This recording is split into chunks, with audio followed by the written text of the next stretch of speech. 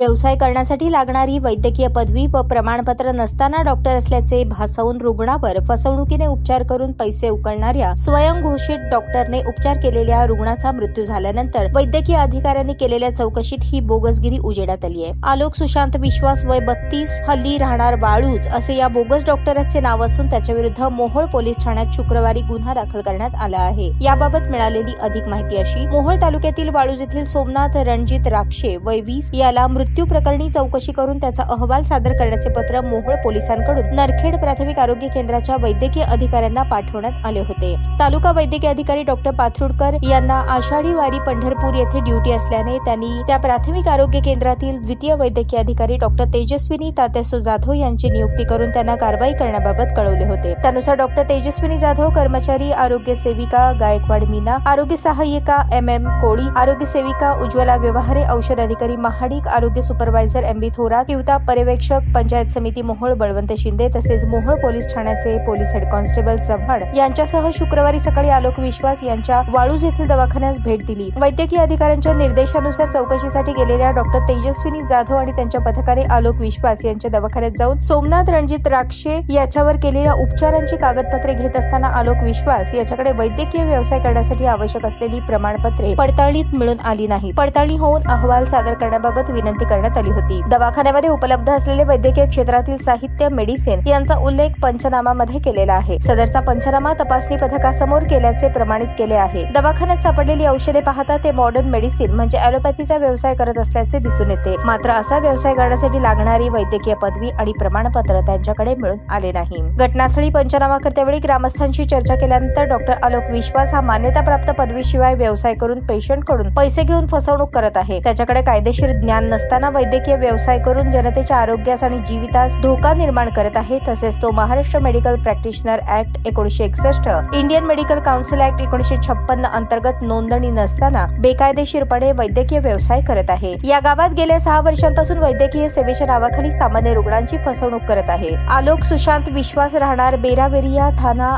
आमनगा, जिल्हा उत्तर 26 PGS, राज्य पश्चिम बंगाल, सध्या राहणार वाळूज, तालुका मोहोळ यांच्याकडे वरील प्रमाणे नोंदणी अगर शैक्षणिक पात्रता दोन्ही गोष्टी नसल्याचे निष्पन्न झाल्याने त्याच्या विरुद्ध इंडियन मेडिकल काउन्सिल ऍक्ट 1965 कलम 15(2) व महाराष्ट्र मेडिकल प्रॅक्टिशनर ऍक्ट 1961 चे कलम 33(2) नुसार भारतीय न्याय संहिता कलम 318(2), 319(2) प्रमाणे कायदेशीर फिर्याद दिल्यावर गुन्हा दाखल करण्यात आला। तपास पोलीस निरीक्षक ओलेकर करत आहेत।